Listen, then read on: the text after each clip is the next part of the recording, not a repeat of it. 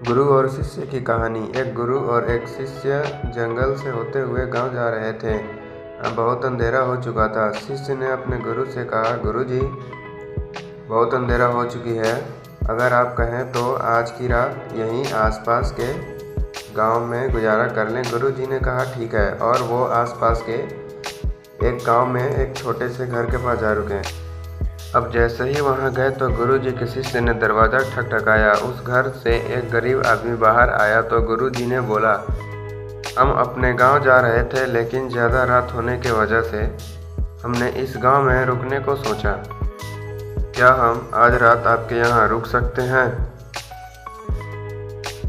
गरीब आदमी बोला, हाँ, क्यों नहीं, आप दोनों अंदर आ जाइए। अब जैसे ही गुरुजी अंदर गए, उन्होंने देखा कि उस आदमी के घर में बहुत ज़्यादा गरीबी थी। गुरुजी ने पूछा कि आप काम क्या करते हो? गरीब आदमी बोला, मेरे पास बहुत सारी ज़मीन है। तो गुरुजी ने बोला, अगर तुम्हारे पास बहुत सारी ज़मीन है तो इस तरह से क्यों रह रहे हो? वह आदमी बोला कि यह किसी काम की नहीं है।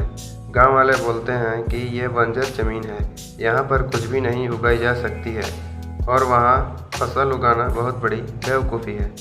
गुरुजी ने बोला कि तुम्हारा गुजारा कैसे होता है? उसने बोला कि मेरे पास एक गाय है जिससे मेरा पूरा घर चलता है। यह सुनने के बाद गुरुजी सो जाते हैं, और रात में जब सब लोग सो रहे होते हैं तब गुरुजी अपने शिष्य को उठाते हैं और उस गरीब आदमी की गाय लेकर चले जाते हैं। शिष्य अपने गुरु से पूछता है कि गुरुजी, कहीं आप ये गलत तो नहीं कर रहे हैं? उस गरीब आदमी की रोजी रोटी इसी गाय की वजह से चलती है।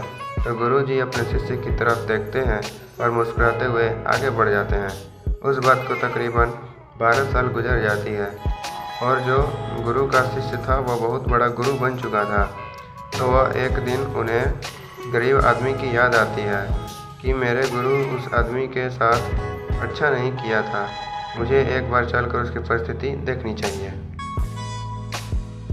वह शिष्य उस गांव की तरफ जाता है, और वहां जैसे ही पहुंचता है तो वह देखता है कि जहां पर गरीब आदमी का झोपड़ा था वहां पर बड़ा ही आलीशान महल बन चुका था, और उस झोपड़ी के बाहर जो बंजर ज़मीन थी उस पर फल और फूल के बगीचे थे। तभी उधर से घर का मालिक आता है। शिष्य उसे पहचान लेता है और उस गरीब आदमी को बोलता है, तुमने मुझे पहचाना? मैं अपने गुरुजी के साथ आया था। हमने एक रात के लिए आपके यहाँ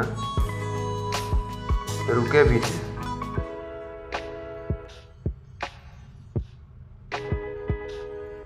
वह आदमी उसे पहचान लेता है और वह बोलता है कि उस रात में आप कहाँ चले गए थे?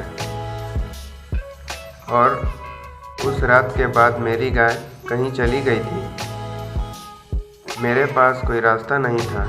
तब मैंने अपने ज़मीन पर मेहनत की और फसल निकल आई, और आज मैं इस गांव का सबसे बड़ा और सबसे अमीर आदमी बन चुका हूँ।